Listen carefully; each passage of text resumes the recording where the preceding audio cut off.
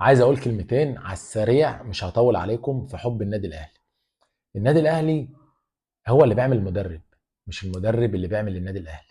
دايما النادي الاهلي وادارته هي اللي بتعلي اي مدرب. اي مدرب بيجي في النادي الاهلي ناجح، بدليل ان كولر كان عايز يمشي بيرستاو، وبيرستاو قعد، والنهارده بيجيب هدفين في دوري ابطال افريقيا. فده اكبر دليل ان يقول لك لا، لعيبه النادي الاهلي وادارته هي اللي متحكمه رقم واحد في اي مدرب يجي. بتجبر اي مدرب انه ينجح. ليه؟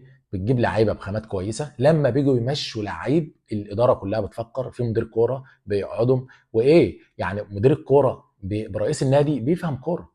يعني حتى هو لو اداريا قليل بس بيفهم كوره، عارف اذا كان اللعيب ده هيصلح ولا لا. انما ده دي في الصفقات اللي موجوده.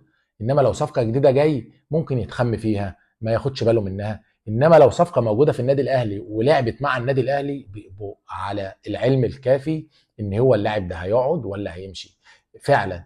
ولما بيمشي بيبقى قرار صح 100%. فعشان كده بيرستاو لما قعد فبيجبر الناس وبيقول للناس لا، كولر غلطان، والاداره هي رقم واحد، وانا رقم واحد اللي انا اقعد في النادي الاهلي والعب.